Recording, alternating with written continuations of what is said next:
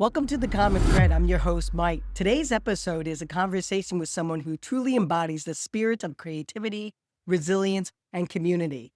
Ethan, the designer and founder of NewlyWorn, is more than just a brand creator. He's a young visionary who turned service work, setbacks, and style into something personal and powerful. This brand doesn't just look good, it feels good. It's bold, clean, and unapologetically individual. We talk about community, culture, confidence, and what it means to build something that speaks louder than just clothes. There's honesty, humor, and a lot of heart in this episode. Here are some of the key takeaways you can expect. How volunteering sparked a deep sense of purpose and connection. The mindset shift from just getting by to building something lasting. Style isn't just about trends, it's about expression. The behind the scenes of launching a brand without capital, just hustle and heart. Learning confidence through sports and carrying it into business. How real community shows up and why being seen matters. What Newly Worn means and why it's more than just clothing. Make sure you like, subscribe, and share, and leave a comment below of the current fashion trends that you are passionate about. I know social justice junior years, high school.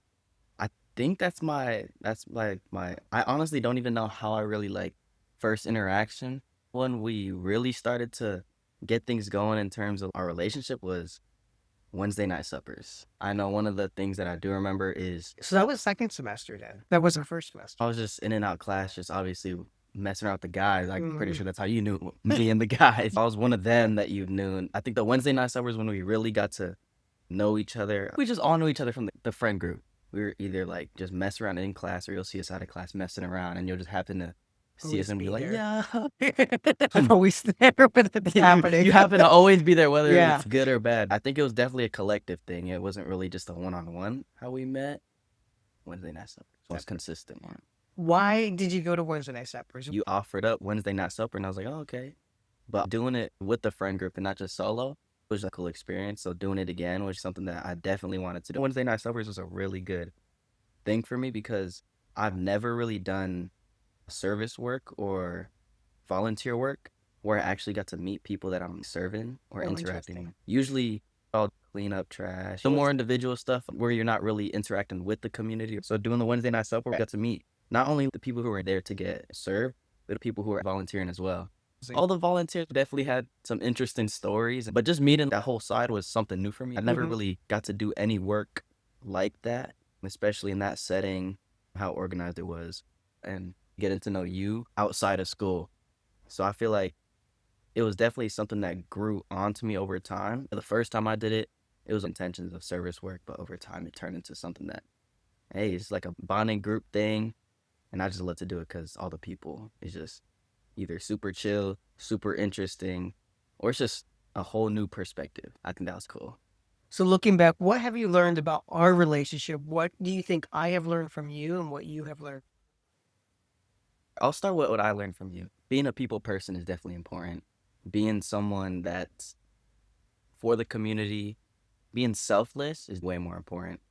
I feel like I've definitely learned that, and I've taken that into consideration to my own life. Over time, just knowing you, I've learned that catering towards someone else's needs is more important than catering towards your needs because at the end of the day, to be there for someone, a group of people, community, or to create a community, like in the classroom setting, to be there for your class, to have a tight relationship with individuals as like my teacher. You're not here to transaction, like a transaction type of relationship where you're just here to teach me, go on with your day, move on.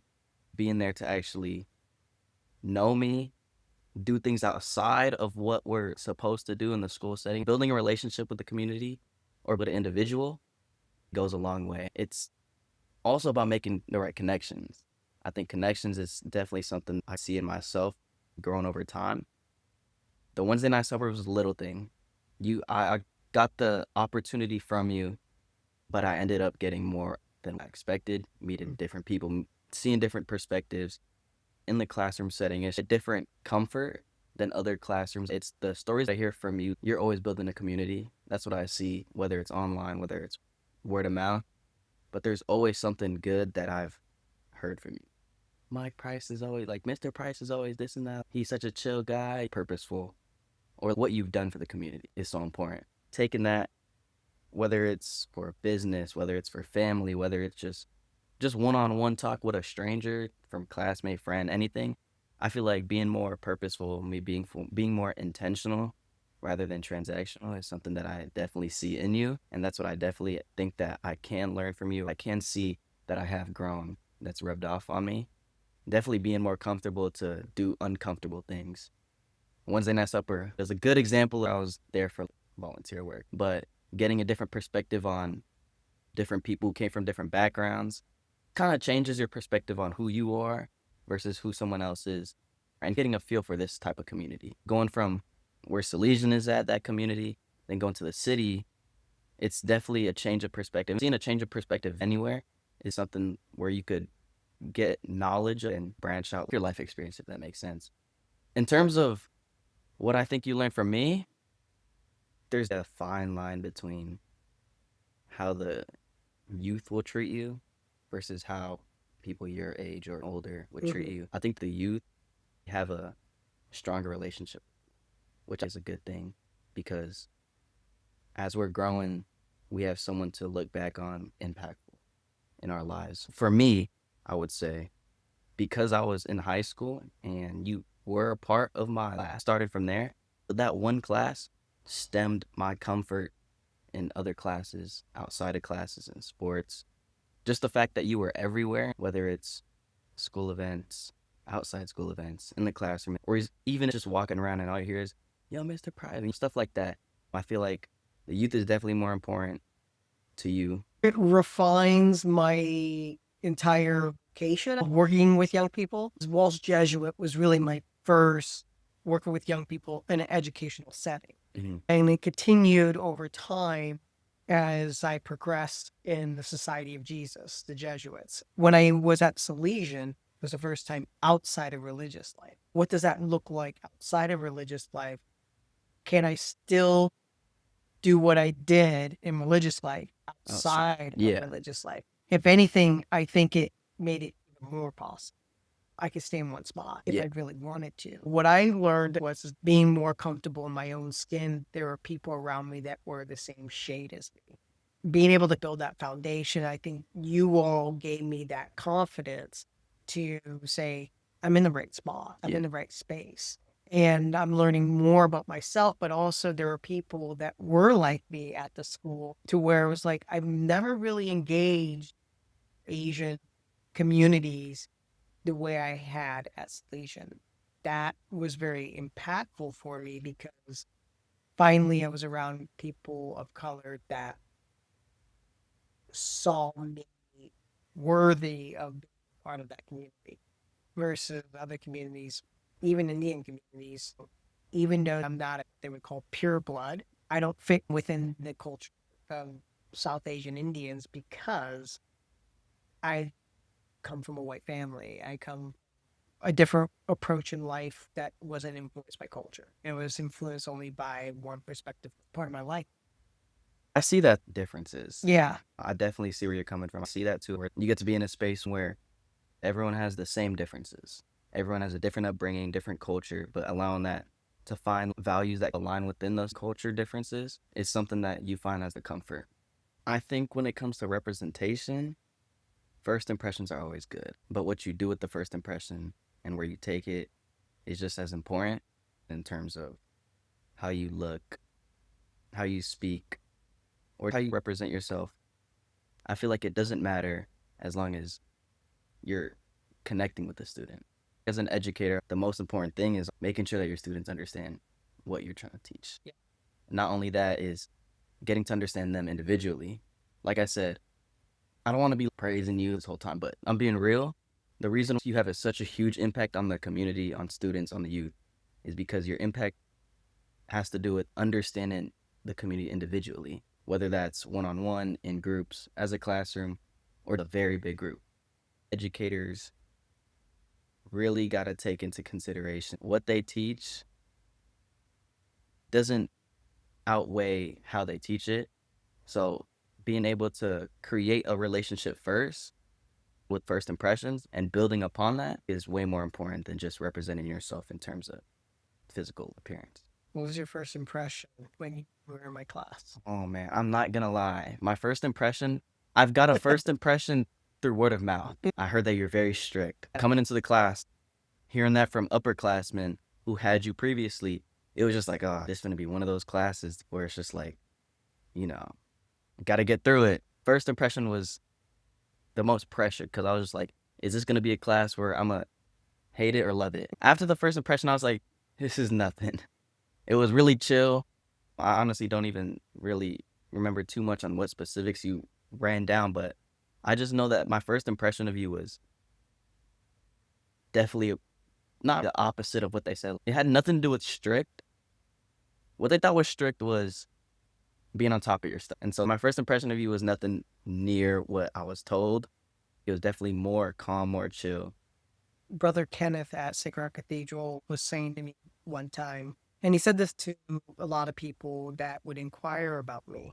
He goes, I have high standards and I am very strict on those standards because he holds himself to that same standard. And I do. And I think that's a learning curve, which I'm still trying to adjust. Just because I hold myself to that standard, I may not need to hold it as strong for people at that level in high school. And that's still an adjustment, but with the way education's going in high school, it's not preparing anybody for the real world. I read that a lot of employers are firing Gen Zs within a year of hiring them because standards have been lowered, expectations of completion, deadlines, and meeting expectations, as well as communication skills, whether that's written or verbal. I would say that definitely is true, especially with Gen Z. Gen Z is a very interesting generation. I'm not going to say we're dumb, but obviously we have our moments. There are definitely outliers. Yes. In which you're one of them, I think. And I think there's others that are out there too. Very hard to find those for sure. Yeah. I feel like a lot of us definitely get caught up in whatever has us brainwashed. A lot of this stuff is obviously the TikTok, the Instagram. I don't heard of brain rot. We all have a little bit of brain rot in all of us. Like, I feel like it comes down to how you adjust to the discomfort when it comes to our generation. Our generation definitely likes to get comfortable. They like to settle. That's where laziness comes in and stuff like that. I'm also not surprised. A lot of our future occupations, a lot of it is being done the easy way. Of course, AI and stuff like that. But doing the real hard work is something that I would say all the outliers gotta find a path towards. But I feel like we are smart in terms of trying to find the fastest way, I think you're not utilizing the tools the right way. According to Forbes, only 53% say grads are competent at what they do. So that's a little more than half. We always use AI tools to replace our critical thinking skills. I have no problem with people using AI as a teacher. You remember, there are times in class where I said, if you're going to use AI, I want to see your original text and what AI comes up with. Yeah. If you come up with both of those, I'm okay with that because you have your original thought. It's just that you're not maybe clearly communicating it well, but AI is going to restructure it to make it more clear. And that's okay. I don't think that's a problem. Coming from the student standpoint, it's using the tools the correct way. For me, when it comes to AI, it really just depends on the work that I'm getting. Sometimes AI will be used. I feel like the good ways of AI to be used, a lot of it is, from what I learned, outlines, say thoughts, getting all the frustration, whatever's going on in that mind, allowing it to be structured for you, then branching off of that. Or like you said, sharpening. I feel like those are definitely good ways when it comes to, just straight up give me a full essay. What's a hooper at heart? Hooper at heart means I'll always have love for basketball. Even though it's my favorite sport, it's done bigger things. I don't even know when I started playing basketball, but my brother was the first one who started. So following in older brother's ways, picking up the basketball as well. I forget that you have an older brother. I do have an older, not that many people know. No, I always thought you were just an only child. I have a little sister as well. What? Yeah, she goes to Salesian too. Holy crap. Why did I know this? I don't think I've ever mentioned it. I don't think you've ever seen you post anything of family either. Actually, I have a highlight up right now. It's of my brother. I don't even post my family. I keep them in the caves. Okay.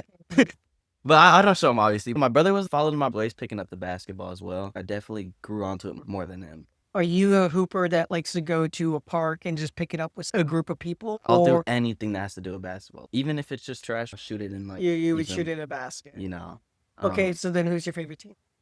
I don't have one. Wait, how are you a What's hooper and crazy? not have a favorite team? Warriors, I guess. But I'm not like a die. What's crazy is that I'll probably be the only hooper who doesn't play 2K. I'm only here for the sport. I grew up definitely watching a lot of high school basketball. As I played it, I was very scared. This is where all the confidence stuff comes in. This is what it taught me. I would play in school club and stuff like that. Even to this day, there will be moments where being an underdog was definitely a confidence breaker. Even if I knew I had the best handles or could shoot, there would always be something in the back of my mind that would tell me, you're still not enough. How did you overcome that?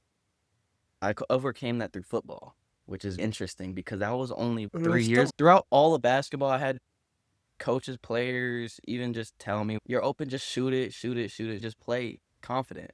I've never picked that up until I got to football. Only reason being is because I picked up, first of all, football is a whole different story. I don't even know any football teams. I've never even played football. I don't even know the rules. The first time I ever stepped foot onto the field was a summer conditioning, and one of the coaches said, go to the slot. I was like, what's a slot?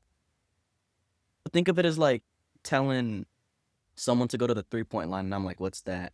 You know where the 3-point line is. Okay. My brain's like, the oh little- yeah, I know where the 3-point line is. That's where the guy like, Yeah. yeah. But just imagine someone just like shoot the ball. And I'm just like, what's that? So out on the field, it was basically the same thing, different terminology. Go to the slot. I was like, what's that? Yeah. He goes, oh man, we're about to have a long season. I was like, I don't be knowing anything. I had to pick up the sport so fast. And not only that, it was so much pressure because with Salesian, our team, or how the football aspect worked was that you play both sides of the ball, offense and defense. So they kind of place you out and you kind of fit into whatever you're Works doing. for So having that pressure to play on both sides of the ball, pick up the sport fast, be physical while being short. I definitely think basketball helped me with the skill stuff, footwork, being fast, all the athletic stuff. But carrying it into football, the only reason why I was such a confident booster is because, one, I feel like the community of football, they don't even care how small or big you are. They just tell you to go out, play your heart, be physical. Same thing with every sport. But football, since it's such a physical sport, you got to be so careless on the field. Another thing was the competition I had, the physicality. Everyone's competing. I remember getting laid out by Anthony Cook. My first ever practice being a running back, I got laid out, and all you hear is, welcome to football, babe. Like, everyone's yelling and screaming, getting all hyped, and I'm laying on the ground like this. I was like, damn. So this is going to be my life for the next couple of months. Do I really want to do this? I mean, why not? I have nothing else better to do. Maybe this sport will be, you feel me? I'll get something out this sport. I would say mid-season, as a running back and a strong safety, I started making plays that were just like, people would think that I'm a football player if you were to watch my highlights. I picked up the sport super fast. It built my confidence to the point where coaches were like, oh, he's the smallest guy on the field, hardest hitter. Different stuff like that, where it's a lot of motivation, a lot of confidence building. It doesn't matter what height I am, what size I am, I could still make an impact on the team. At the same time, it taught me how to use what I've learned and motivate my other players. Knowing that they're bigger than me, I was able to be an impact to people that are bigger than me, faster than me, stronger than me. But I was able to make an impact knowing who I am physically. My confidence shifted. The whole heart over height thing, I definitely seen that, and I was just like, I could have used this for basketball, but I'm glad I learned it in football. I feel like I never would have learned it if I never would have taken the sport. Especially being such a athlete where I play like multiple sports. I don't know if you knew, I ran track. I played soccer. I did not expect myself to play soccer. I stepped into soccer because I got injured my junior year of football with a shoulder injury. I couldn't be mobile. I couldn't condition. I couldn't run regularly. But soccer was something for me to get back into the athletic scenery. Yeah. So I wanted to do that as conditioning. I was either going to do that or being a team manager for basketball. And having homies who are all up in your ear telling you to do one, do the other, is definitely a hard decision. But at the same time, I wanted to make the decision for myself. So making the decision for myself in terms of physically wanting to condition myself was something I'm glad I took in playing soccer.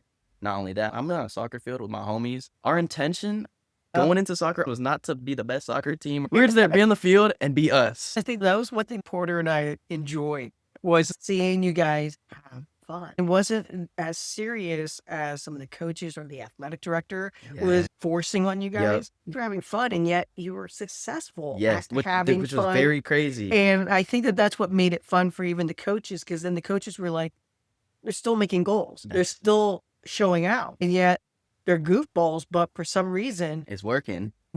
and this is fun. So You guys, your friend group really made the sport much more fun. I definitely see that. Our friend group stepping into soccer was definitely something we didn't take serious at all. Yeah. But turning it into something serious while having the same intention of just messing around was really good for us, really good for me. It was a way for me to condition my body, get back into the athletic scenery. This is my junior year, so everything that I'm doing is preparing myself for senior year football. After junior year, I was confident that football was going to be something that I would love to do again. Doing it for one more year was just like, why not prepare for it? Going into soccer, I wanted to condition myself while also doing something fun. Being with the guy I went in as a nobody. I didn't get playing time. I was just there on the team. Next thing you know, after a week or so of learning how to at least kick the ball correctly instead of toe first and breaking my toe, earning a spot on the team, being a team player, that was definitely really cool. And I was just like, oh, this is nice. Carrying that into senior year football, I was just like, I really love the sport of football. It changed my whole demeanor when it comes to believing in yourself. The whole heart over height thing. It doesn't matter how big or small you are, your impact outside of that is more important. I took that into consideration when it comes to any goal that I have, making sure that you try your hardest, knowing where your limits are and trying to push past that, or at least working to the best of your ability and knowing that you at least tried, win or lose. How does that translate into what you're doing now? What I'm doing now, I feel like it's definitely a shift from having hoop dreams, football dreams, or sports dreams, just the whole athletic scenery, to stepping into now business side. From athletics to finally finding my life goal. Athletics is something you should keep, but it's not something that you should have your eyes set on. Knowing where I was at in life. When it came to summer, after graduating, that's when it really kicked off into what I'm doing right now. What I was mainly doing was I wanted to look for a job. I was trying to look for a job for months, even during school, just so I could have money to support myself. Finding a job was super hard. Getting my first job at Chipotle, still work there to this day. But getting that was like, okay, I finally have money. I could finally support myself. Not only that, I was hustling throughout the summer. Even before the job, washing cars. Shout out to Lou, because Lou is a big part of my hustle, my summer hustles, where it's just like we went around houses, washing cars, doing any type of yard work, doing anything. But I always knew that I wanted to start a clothing brand. I just never did. It started back in middle school. I had the idea of wanting to start a clothing brand with my homies. I had the NewlyWorn name already put out. Then I just stopped. As a freshman, none of that was in my mind at all. I literally was not on the business side ever in my life. The closest thing I was doing for myself is making Fortnite montages. It definitely helped me because everything that I edit came from stuff that I was doing when I was younger. So editing all the video stuff, editing picture taking, stuff like that, it builds up all this skill set and assets. So when I do want to start up something, it helped eventually. Not only that, when I got injured during my football season, I started taking pictures using my cousin's camera, because it was a really nice camera. I didn't have no camera, but using that camera to take pictures for basketball, even football, just building the editing, the photography, having the vision of starting a clothing brand in 8th grade, but bringing it back when I graduate high school, I was like, okay, I could actually start something with this. I always knew I wanted to be a clothing brand because I love dressing up. One thing with NewlyWorn is that the whole thing behind it is same worn piece, newly styles created. Think about it. If it's just like if me and you wore the same white tee, we would style it differently. It wouldn't look the same. Yeah. Besides the tee itself. Right. And obviously it comes from the person wearing it, expressing themselves through clothing. We could all wear the same types of clothing, but looking at the person in the clothes will have a different perspective. I wouldn't look at you for your clothes, but I'll look at you as Price, Mike. Having that expression on myself and wanting to share with other people, I feel like I have a good taste in clothing. Maybe I could create some clothes. I feel like I was the best dressed in my friend group. Having the Yeah. confidence to be fashionable, to express myself with different types of clothing, feel comfortable in what I like to wear. I was just like, okay, I want to make clothes. I don't really buy clothes or have the intention to go shopping to buy clothes. If I ever get clothes, it'll be hand-me-downs, thrifting, new shops, and retail stores. If I get new clothes, it'll be gifted to me. But I've always had a dissatisfaction with clothes that I would be gifted. And I was just like, this isn't really what I want to wear. I'm just wearing it because it's the only option that I have, you know? I also don't want to spend money, so what could I do? I have to wear these. So being able to be like, hold on, why don't I just make my own clothes? Make them that first ever camo tee. I knew that I just wanted to start somewhere. And graphic tees was something that I didn't have in my closet. It has no specific meaning besides it's what I liked at the moment. Real tree camo was a pattern that I really liked at the time. I Yeah. don't like it to this day. The logo I had already, the design, and putting it together, I was like, this is a really nice look. There's not really a message behind it, but the story of making it, I think, is bigger because it definitely started everything, obviously. It was the first ever tee. Let me go get it. Yeah. It was a very special tee. I am never gonna ever drop that again. I feel bad for all of those people who didn't get to cop that tee. This is the special tee right here. It really has no message behind what the design says, but it was just what I liked. It was what I wanted to make. I thought that looked really Yeah. pleasing and what I wanted to express myself. So this is what started it all. And then from there, it was just thinking, what else do I not have in my closet? The intention behind everything that I make in my clothes is what do I want to wear and what do I not have in my that I can't get anywhere? Or seeing inspiration, I'm like, I want that, but I obviously don't want to just buy that if I could just make it. So it's like, why not make it? Why not make it your own? Why not have your own version of what you see, what you're inspired by? One thing I like about this, the material, first of all, is solid. That's one thing I like about it. Second, I like the style because the way it fits. I have not bought anything where it has that bulk feel. Things don't fit well with me, especially as someone who's in their 40s now. I am still waiting 20 plus years for something that actually will fit me nicely. This is the first thing that finally fit me nicely that I actually was like, it has style, it has fit, the texture, the material's great. It fits all the boxes where I was like, this is my new favorite shirt. I wore this shirt on the tree when I was leading a Kairos retreat.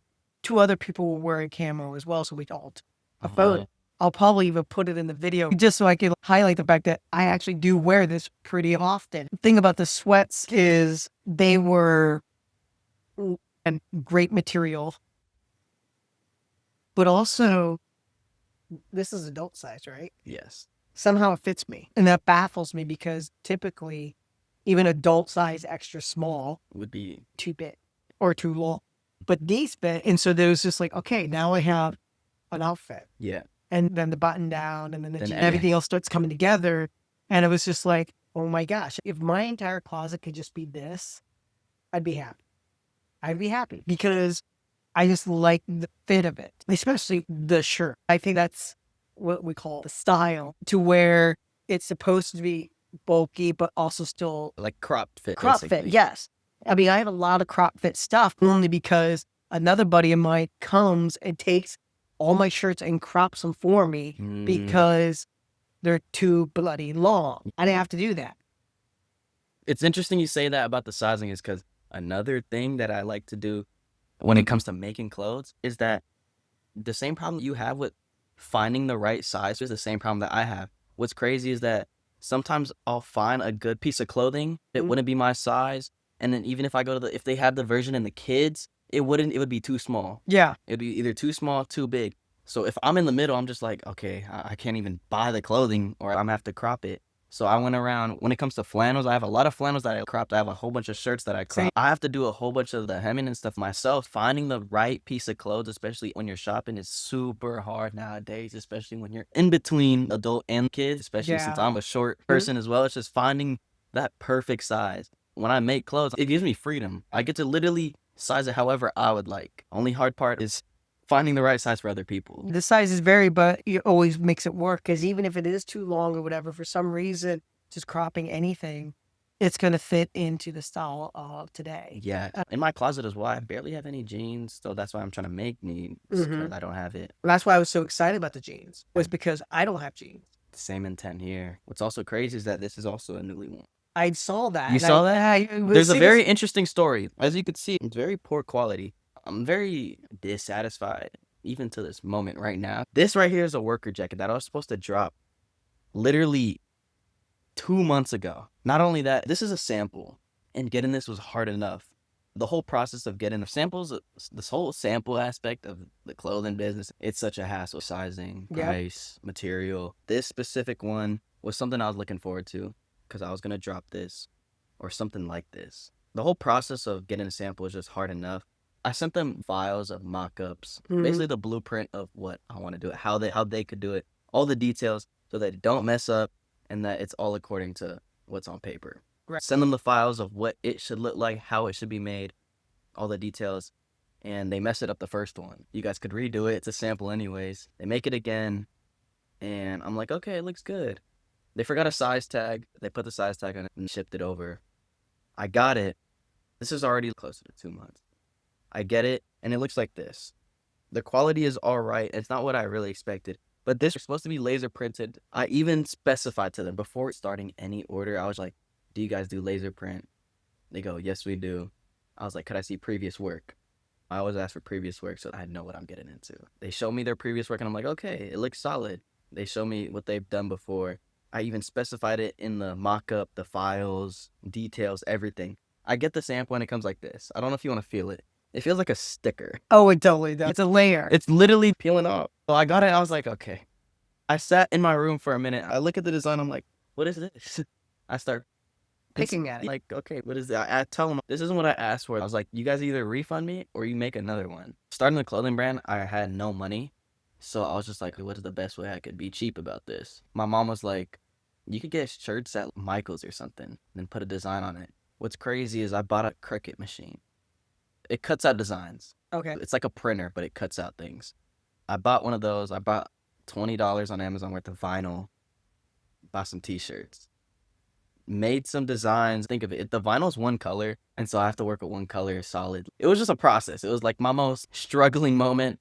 I also used the same thing to make my senior day t-shirts. Just know that I was in a phase where I was buying t-shirts and just putting Things that you want on it. Yeah. And it didn't look as aesthetically pleasing. I was like, okay, this is not what I wanted. I researched on manufacturing, how that works. And I was like, okay, I need to save up this much amount of money. That was my first time with manufacturing. I was like, okay, let's see what this is about. I get 3 t-shirts, a small, medium, and a large, so that I could see what it looks like. Got the 3 samples, and I was like, hold on. This is packaged. This is full. This is like done everything that I wanted perfectly. And it was something that I was just like, okay, this is going to be cheaper in the long run for me. So that's why I went from doing physical labor and going out to buy the materials to manufacturing, because it'll save me a lot of money in the long run. The manufacturing businesses out here like to overprice. Oh, yeah. Especially in Los Angeles. I know there's some around the city, but the thing with manufacturing is they'll give you a menu and you have to choose from that. They'll give you pricing as well, and it just adds on. This is not cookie cutter. It's such a hard thing to kind of, especially if you want a design that's like somewhere on here. Yeah. Design, like it's having a specific design and where you want it. It just adds up when it comes to manufacturing. Yeah. But overseas, I have a lot of freedom to play with. The only thing I have to worry about is the length of how long it'll come in and the pricing. The tariffs, man, sometimes I'll have stuff planned, like photo shoots, or even just planning when I want stuff to be out by, having deadlines and stuff so I can stay consistent when making that decision. And also on top of that, there's some delays, up and down, emotional roller coaster. And on top of that, it's like trying to work with immediate changes or planning. It definitely gets you going. Yeah, absolutely. The whole manufacturing thing, in that phase where I'm still going over the speed bump. It's just a lot of learning. One thing I've definitely learned that I need to start doing is making connections, finding people, and getting myself out there instead of just trying to make work. How is the reception of the brand your college campus? The thing with school and the business, it's very hard. Some days I'll be consistent with it, some days I won't. But in terms of reception, I love the school aspect of it, especially doing pop-up shops. What's crazy is that people will reach out to me. The first time I did my first pop-up shop, I got put on with the event by my teacher. It's Yeah. crazy because she was like, we're having an ABC night market. They're looking for vendors. I was like, oh, I'm down. I don't have that much left in stock, but I'm down to be out there to get my name out there. Did that first event and it went successful. The most recent one that I did was a super good one. I got reached out from someone who wanted me to be at that event from the past ones. And I was like, oh, okay. So word of mouth is definitely something that I knew was important. With that 3-day event, it was very challenging. I had to wake up at like super early just to set up. This is just a setup, not even to meet people. It was from 11 to 3 p.m. for 3 consecutive days. I would have to wake up super early, like at 7 just to set up. I'd be sitting out there for a couple of hours and there's nobody there. The hard thing about that is this is during school hours where most people are in class. So it's challenging where people will come in waves and that's your time to shine. Pop-up shops are definitely my best form of business because you get to meet a lot of the community. You get a lot of honest input. Like it's right then and there. They'll tell you should do this and that, or I like this and that. It's definitely my most fluid form of business in terms of feedback, connecting with people and meeting new people. It's just, pop-up shops are, it's tiring. There's goods and bads to it, but I definitely think that's a good thing that I would go for. A big goal is to just keep on doing that, but not only that, get into really bigger events. I think pop-up shops is my best form of reception. I feel like the whole college aspect is kind of hard to get people and customers going, especially with a lower population of people who know NewlyWorn and stuff like that. You kind of only can make a sale whether you're hitting someone up or you happen to find someone and they know about your brand and you're in person trying to make a sale.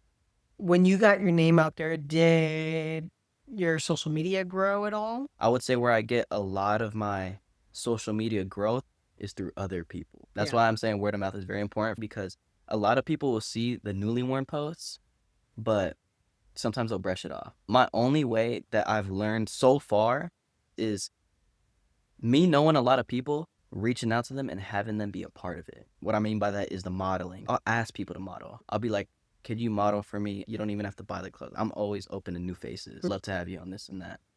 And not only that, it's picking up where I left off with old friends, old people that I've met, using that as connecting with the people and connecting with new people. When they model and the post editing and getting the pictures out, just the reposting. So when their friends see that they're part of something, they're like, let me see what this is. My traction gets a lot of attention when they see people that they're familiar with. Because I feel like some people will see NewlyWorn and they'll be like, oh, this is cool. But once they see like, oh, my homie so-and-so is on this, let me see what this is about, that's when they'll have the initiative to follow. A lot of people are in the boundary of being not scared to interact, but they're just on the bystander standpoint. There's something I want to go back to. This is that you said, you started the brand name from middle school. Yes. And then you started taking it more seriously your senior year. Yes. You talked about confidence. How does that all tie together? Confidence in terms of where I'm at right now is But that's the source of the power. definitely. It carried into the whole confidence aspect, being able to do something and not caring what the result is, having confidence in what I'm producing, no matter what the result is. When it comes to pop-up shops, being very humble, expecting nothing, but when opportunities come, is cherished. Being confident when the opportunity is given, not being scared to shoo away the opportunity. When seeing a customer and they're like, this is cool, I suggest you do this and that. Taking that, not personally, but as constructive criticism. Understanding that this is what it's a part of. Not only that, it's having confidence in those silent moments where you're just grinding. What I mean by that is the designing part, the waiting part, waiting for orders, posting just consistently. Being on the consistent standpoint where it's like, okay, I haven't blown up yet, but so what? Having that mindset of, it doesn't matter if I blow up or not, as long as I'm doing what I love and having confidence in that, And it's also when it comes to having that hesitation of, should I drop this? Should I not? There would be some moments where it's just designing these pairs of clothes and I'm like, I don't think anyone would like this. But at the same time, I'm just like, why should I care? Then there's those moments where it's just like, what did I even start this for? You always got to remember that this is an expression of myself. Being confident that no matter what you drop, as long as you like it, that's what matters. Having confidence to not only wear the clothes, produce them, and have outputs on them. It's just being confident in your work in general. Just loving what you do, where the confidence comes from. And I think that's really going to be the long-term investment. Because if I'm just here for the money grabs, then it's not going to go any further than just making a couple of bucks and then seeing a downfall. Another thing is having confidence when it comes to the money aspect. It doesn't matter what price I put it at, because when it comes to the pricing aspect, I start to get a feel for if I was a customer. What I mean by that is I like to be relatable to the point where if I was a customer, I would mess with this brand as well. So I would price everything that's affordable. I'm making sure that I'm not taking a loss so that I can keep growing, definitely. obviously. I always price anything where it's affordable to someone like me, someone at my age. I know there's definitely brands or businesses that are out there for the money grab, and they kind of boost their ego to the point where, hold on, I could charge, a pair of shorts, pants, shirt for $100. Yeah. And me looking at even retail stores, I wouldn't buy this because it's so overpriced. So being able to sell affordable clothes that look good, I feel like thinking as a customer is very important. Yep. Catering towards who you're selling to, who you're serving, is something you just got to have strong feeling for. You got to resonate with your customer. You got to resonate with the people you're catering to. I feel like everything is just believing in yourself, no matter what the results. With a lot of things, we always check the algorithm and check Yes. the views. That's not what matters. What you're doing matters. You're creating clothes for you first that empowers you. It builds your confidence. It builds into your character. Then all of a sudden you have an aura about yourself, which then other people are like, I like that. There's something about this. We always see that in fashion. It's not just the brand. It's actually the person. And the person at which they share themselves to the world. And all of a sudden it's like, yeah, I'm going to buy that shirt. I'm going to buy those pants, those shoes, that one. No, that's what I think is also important. It's just being able to build the foundation outside of the clothes. One of the things that helps me keep going is the support that I get from people. Sometimes I wouldn't believe it. Sometimes I'll think that when customers support, they're just doing it because they're the bro, they're the homie. But once you go around hearing that people wear my stuff regularly, or what very catches me off guard is when I'm just sitting down on my phone and someone happens to be wearing the piece of clothing and it has nothing to do with the clothing. It just happens to be on their body. Yeah. I haven't made it to a point where NewlyWorn is global, national, or just out of the state. Seeing it from a local standpoint where it's just popping up, I think I made an impact somehow. I remember getting a text from my brother. He was at work and someone pulled in with my jersey. He was like, for real? He was just like, I don't know what they look like, but they just came in with your jersey. I was like, oh, that's cool. Another thing was I had homies say a lot of people wear my stuff to the gym. It's the regular day stuff. Yeah. People would genuinely wear it even if I wasn't there. It's like, you're doing something right. Every day on the retreat, I would wear your stuff. And so I would plan it out, not just because I want to showcase it, which that's part of the reason. Yeah. But the other reason is that it's so bloody comfortable. I wore these yesterday. I got them out of the dryer when you were coming because I washed them last night. I wore them yesterday. And I noticed a lot of people turning around, taking pictures. Even when I lived in Emeryville, there was this girl goes, hey, you live in my building. You always look super sharp. You're always good looking. Like what you wear, I look down and I'm wearing all your stuff. That's legendary. And then I explained the story about the brand and everything. And I don't know if you know this. I've never wore sweats in my entire life. I think you told me this. Yeah. I'm going to give this a try. And now just turned I've been converted. Yeah. Hey, I've been converted. To be the one to convert you. When moving out to the Bay Area and then working at Salesian and seeing how people wear sweats, I was like, oh my gosh, you could actually wear, this is more than just, it's more than a look. It's more than just a label above your head that you're... Right. It became artistic in a sense. Yeah. Back when I was growing up, sweats were just utility. That was it. It wasn't for fashion. Oh, at all. And now all of a sudden, they're everywhere in different styles, especially the baggy, wide leg. I really love that kind of stuff. I wish they'd make it more myself, but this was the closest I could find. And then it was just like, okay, I'm going to give this a try. And converted. Hey, you feel me? I mean, I'm glad to be the one to convert you.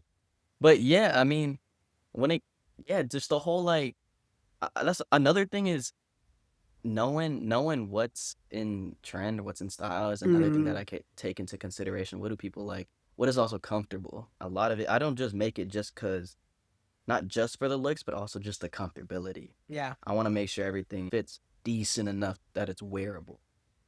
You know, it's the whole quality and stuff like that. I'm glad to be the sweat convert. Where do you envision this brand to go? What's next is I'm still focusing on the denim. I have another jacket coming out. I'm not sure if you've seen the double pocket gray. Did you post? Oh, I actually have it in my backpack. This is what's coming up. Is this a full zip? This is a full zip. So this is I love full zip. this is what's coming up next. Oh, double pocket. I see Yeah, what the you're saying. double pocket. This is one of the more fashionable pieces. My favorite part is what it's lined with. Is the Is the that inside. also in the art sleeves? Yes. Yeah. This is consistent throughout. This is gonna be comfortable. I was sketched about. I'm not gonna lie, only because like I was just like the whole double pocket scene. But I think it was a very subtle, clean look. Something I'm not really used to, but I would love to try it. I got inspired by my brother's denim. One of his back pockets had 2 pockets layered on top. I was like, hold on, that looked kind of cool. So I was like, I took inspiration, made a zip up of it because I had no zip ups in my closet. I hope I'll be your first one. I guess you will be. But yeah, this is what's coming up next. I'm still stuck on the denim. I still have denim. I'm trying to make a lot of content with one piece. But that's what I've been up to right now. I'm trying to get into the NewlyWorn athletic series, branching from different sports, post-game workout fits, the whole athletic side. I'm trying to get different aspects of using fashion as the core, branching off into different forms of ways that I could utilize it, if that makes sense. Yeah, I see what you're saying. One thing that I've always understood, at least in business and starting something, right? Do the one thing and do it well. Once you Yes. do that well, then you expand it. This no longer becomes time consuming. It's now like, okay, what do I add on? Yes. If you branch too quickly, you may not have a sense of purpose. With this tee that I dropped, the only thing close to planning was just going with the flow. As soon as I got the tee, I started hitting people up. I should have done it beforehand, but I learned. When it comes to present day, my planning is 3 to 4 months ahead. So this was all designed and planned 3 months ago. What sucks is the timing of the production. I expected delays, and that's what kind of messes up drops. For every drop that I've done, it could have been dropped earlier. It would come later than expected. All the planning is months prior, but definitely before. It was just a going with the flow. Then it turned into weeks, then months. Now, I have a gray hoodie that you made.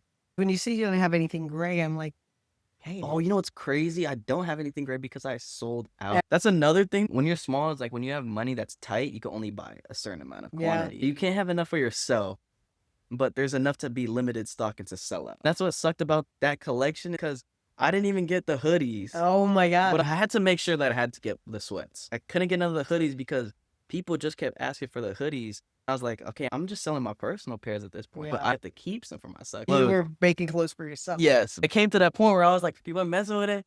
Do I sell this one? I was like, I'll sell these, keep these. Making these is kind of just running it back in a different form. I love this. I And wish I had one of these. oh, they're so comfortable too. The thickness of it. Yeah. Right there, putting it on. Oh, man. I'm fine. I feel But fine in it. I see how you put it on. It's It's very quick. Get to the point. I don't want to spend a lot of time in the hoodie. I want to wear it and feel comfortable. Now, this is very comfortable because it's not crunched. It still has space. Like some hoodies are, suffocating. they're like this, and you're just like breathing room. That is true. I feel like I'm breathing. That's how I feel about some clothing where I have to be comfortable. Is it like that with pants? Pants, no. Pants don't Okay. bother me at all.